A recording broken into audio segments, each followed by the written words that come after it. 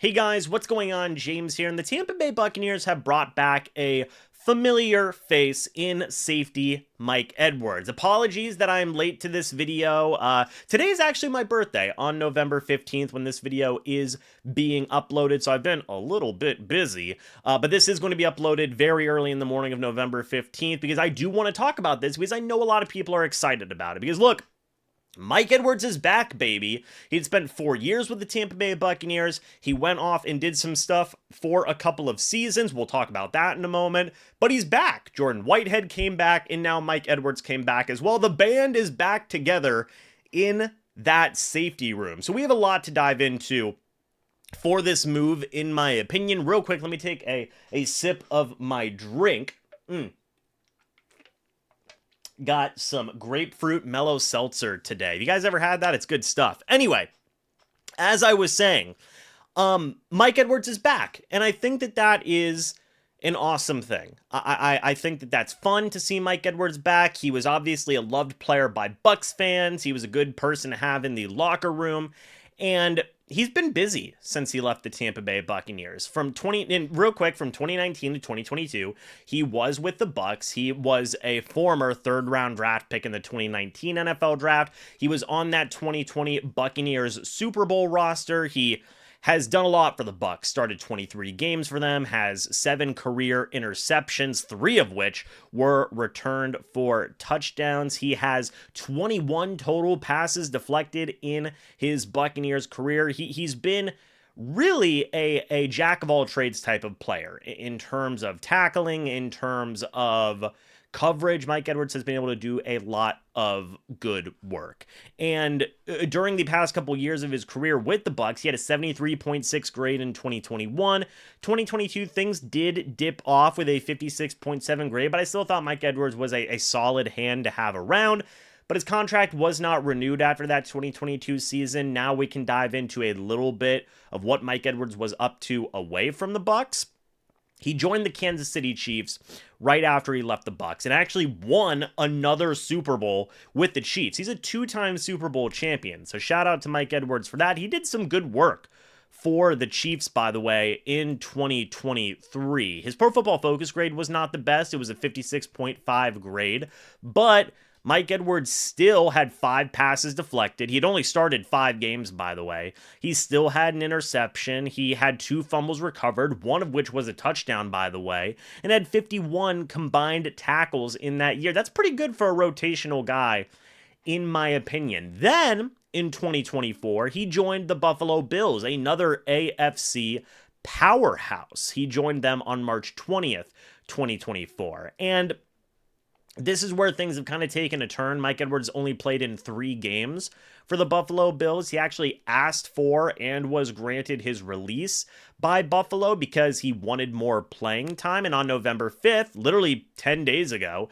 he was released by the Bills. The next day, on November 6th, he did sign with the Tennessee Titans, and he lasted a week. He was released on, I believe it was November 13th he was released, was claimed off of waivers by the Buccaneers on November 14th. I'm getting to this November 15th. Again, apologies.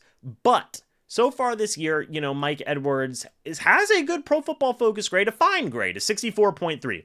That's not bad in my opinion. Granted, he hasn't got a lot of playing time this year, but I do think it is a good thing that the Kansas City Chiefs gave him a shot. The Buffalo Bills gave him a shot. Those are 2 AFC powerhouses. They trusted him as a depth safety, as a rotational type of guy, especially Kansas City. Not so much Buffalo, but especially Kansas City. That's a good thing in my opinion. I know people are going to say, well, come on, this is going to be his 3rd team literally in 3 weeks, James. That's not good. That's not good. And in some ways, I understand what people are saying. In some ways, I'm going to kind of push back on that a little bit and say, hey, the guy wants playing time, and now he's back in a familiar place.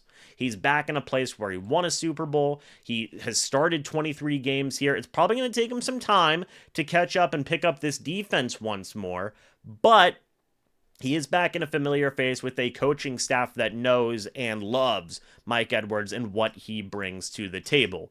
Here is where things get a little iffy to me, okay?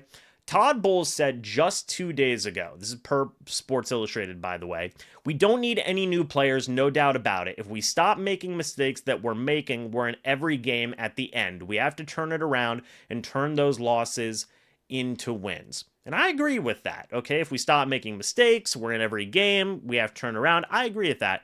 We don't need any new players, no doubt about it. Well, you added a new player. Technically not, right? Technically, but it's been a couple years since we have seen Mike Edwards in the fold, right? It's been a couple of years since we've seen Mike Edwards in the fold. So I'm not saying that Todd Bowles was lying here, because, like, very technically he was not. Very technically he was not. But it still is a interesting thing, right? It's still an interesting move, in my opinion. By the way, the Buccaneers released Keenan Isaac from the active roster to make up for this move. So, look, Keenan Isaac was not playing. They've obviously chosen other cornerbacks over Keenan Isaac, such as Tyreek Thunderberg and Josh Hayes, and we'll dive into that in a moment. I don't necessarily agree with waiving Keenan Isaac. I thought that they should have actually given him a shot at outside cornerback, but it is what it is. He's out, right? And look, in a vacuum, Mike Edwards is a fine player, and I think he is beneficial to have on your roster. However, where I'm going to kind of say, I love Mike Edwards, but here is where the Bucs needs lie, okay? You just released an outside cornerback to bring in a safety. Well, the Bucs, who can also play nickel cornerback, by the way, and you do have Tyke Smith, you do have Christian Izien. I don't know if you're going to be playing Mike Edwards at nickel cornerback. Maybe this is an indication that Jordan Whitehead may be getting rotated out a little bit going forward. That's a possibility. I think. Is this an indication that Jordan Whitehead might be getting rotated out? Is this an indication that, hey, maybe if Tyke Smith can't go, we can use Mike Edwards in the nickel? I don't know. I think you can make those types of assumptions, and I don't think that you would be like crazy to make those types of assumptions, but I don't think Mike Edwards is playing outside cornerback. I don't think Mike Edwards is going to play pass rusher. I don't think he's going to play inside linebacker. So, was this the biggest need for the Bucs, right? Probably not. You figure that, hey, maybe they could have gotten an outside corner. Maybe they could have gotten an inside linebacker or a pass rusher or whatever it may be. They got a safety nickel corner hybrid, which is still, again, I think Mike Edwards is a valuable player. I cannot say that enough, and I'm happy that he's back. But looking at it at an outer scope, Bulls said they didn't need any new players. Well, they didn't bring in a new player. They brought back an old player, which is technically Bulls didn't lie, technically.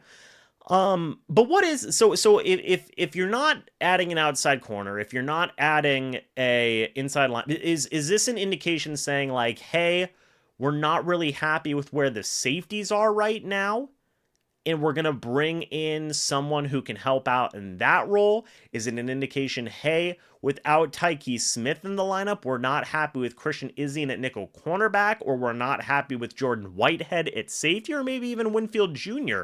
playing as much safety as he has been doing? We want to give either Winfield Jr. a break, or maybe even have Edwards cut into Whitehead's snaps a little bit. That's where the conversation gets interesting to me, because I have a video coming out about communication issues tomorrow, and Whitehead was asked about it. And,